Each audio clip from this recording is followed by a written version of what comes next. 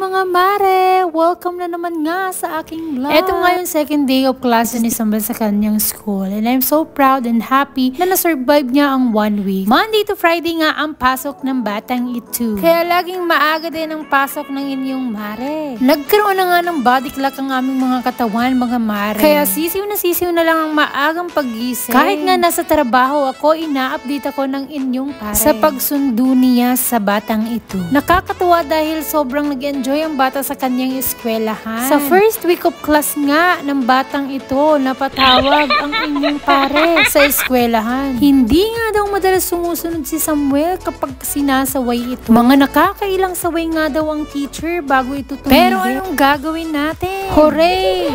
Maraming beses na nga binabanggit ko dito sa aking pagbablog, mga mare, na sobrang hirap talaga magpalaki ng mga junakis. Kaya nga amaze ako sa aking nanay at tatay dahil hindi ko alam kung paano kami napalaki nila. 12 nga pala kami magkakapatid. Isa nga sa mga naaalala ko nung bata pa kami, si Papa kapag nakikipag-usap sa mga kumpare niya, hindi daw kami nagugutuman. Lipas lang. Abay, may pinagmanahan nga ang batang ito. Nung araw nga nito, kami ay nagpasya sa park dito sa San Juan City. Pagdating nga namin dito ay dali-dali na kaming nag-ayos para magsipagtakbo. Ako nga muna ang nauna na parusahan ang sarili ko upang tumakbo at hinayaan ko muna ang mag-ama dito sa park kung saan sila naman ay magpapawes at magbanding. Ay wow! Nagustuhan nga ng batang ito dito sa park ng San Juan kaya siya ay natatakbo ng gusto. Bukod sa malawak, mahangin, sobrang saya magbo dito dahil napaka-green grass dito, mga mare. Hindi ganun kadaming tao ang makikita mo dito. Karamihan dito nagpapahangin at parami naman dito ay tatatakbo para pagpawisan. Sinulit nga namin ito, mga mare. Tatatakbo kami dito at hinayaan namin pagpawisan ng batang ito. Limitado nga lang ang oras namin dito, mga mare. Hanggang alas 8 lang to ng gabi at kailangan na namin lumipat ng pwesto dahil alam namin kapag nabitin ng batang ito ay iiyakan kami. Malapit na nga ang oras nito kaya naman inuunti-unti na rin namin si Samuel na lumakad papunta doon sa pinagparkingan namin ng motor para hindi naman bigla siyang magulat, mga Lilipat mare. Na nga kami ng playground na malapit lang dito para ang batang ito ay magtuloy-tuloy sa kanyang paglalaro. Sa playground na lilipatan nga namin ay hanggang alas 10 ng gabi doon. Hinayaan nga muna namin na magpakapagod, magpapawis at magsawa ang batang ito. Sa kabilang parte naman ito ay pwede kaming magpapawis at magtakbo-takbo dito. Sobrang konti rin ng tao dito kaya napakaganda at napakagana na mamasyal dito. Sa ngayon, ito muna ang magiging routine namin, mga mare. Medyo malapit na nga ang tag-ulan kaya sinusulit na namin ito. Habang naglalaro ang batang ito, kami naman ng inyong pare ay paikot-ikot, nagpapawis dito sa maliit na area na to. So ako nga pala ay nakatakbo ng mga